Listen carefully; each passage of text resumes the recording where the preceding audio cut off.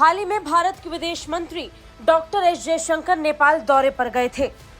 तब विदेश मंत्री डॉक्टर जयशंकर ने कई कार्यक्रमों में हिस्सा लिया, मंदिरों का दौरा किया और कई पारंपरिक कार्यक्रमों में भी शिरकत की। इसके अलावा उन्होंने मौजूदा और पूर्व प्रधानमंत्रियों से भी मुलाकात की थी। इसके क्या मायने हो सकते हैं, दुनिया दिमाग लगा रही थी। हम भी सोच रहे थे कि आखिर इस दौरे का मतलब क्या है और इस दौरे से क्या महत्वपूर्ण निकलेगा।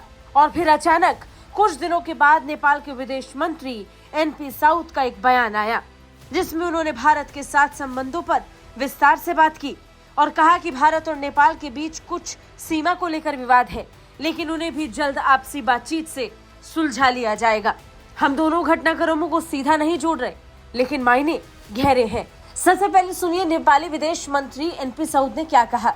नेपाली विदेश मंत्री ने कहा कि चूंकि नेपाल और भारत के बीच 1800 किलोमीटर से अधिक लंबी सीमा है, इसलिए दोनों पड़ोसियों के बीच सीमा से संबंधित कुछ विवाद है और बहस अपरिहार्य है।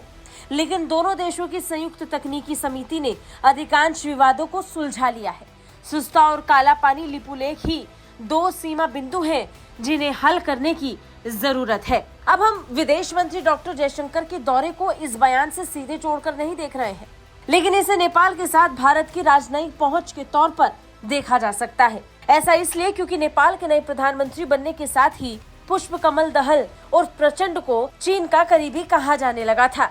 ऐसा इसलिए क्योंकि प्रचंड ने भारत विरोध पट्टी के राष्ट्रवाद को आते ही हवा देनी शुरू कर दी थी। नेपाल की सत्ताधारी दहल सरकार ने भारत के उत्तराखंड राज्य में स्थित लिम्पियधुरा, कालापानी और लिपुलेख को वापस लेने का वादा किया था। नेपाल से सटे इन इलाकों पर नेपाल अपना दावा पेश करता रहा था। नेपाल सरकार के कॉमन मिनिमम प्रोग्राम के तहत जारी एक डॉक्यूमेंट में इस बात का खुलासा हुआ। इस डॉक्यूमेंट में कहा गया था कि भारत ने कालापानी, लिपुलेख और लिम्पियधुरा इलाकों पर अतिक्रमण किया है और नई सरकार इन इलाकों को वापस लेने की पूरी कोशिश करेगी। और अब इससे अलग साउद ने कहा कि दोनों देशों के बीच विवादों को सुलझाया जा सकता है और कई मुद्दों पर सहमति भी बनी है।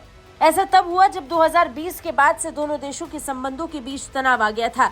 नेपाल द्वारा जारी किए गए मैप में 3 भारतीय क्षेत्रों लिम्पियधुरा, कालापानी और लिपुलेख को नेपाल के हिस्से के रूप में दिखाया गया था, जिस पर भारत ने तीखी प्रतिक्रिया व्यक्त करते हुए इसे एक तरफा कृत्य बताया और काठमांडू को आगाह किया था कि क्षेत्रीय दावों का ऐसा कृत्रिम विस्तार उसे स्वीकार्य नहीं होगा। और फिर हाल ही में भारत के विदेश मंत्री का दौरा नेपाल में हुआ और उसके बाद नेपाल के विदेश मंत्री के सुर कुछ बदले नजर आ रहे हैं। ब्यूरो रिपोर्ट, भारत तक।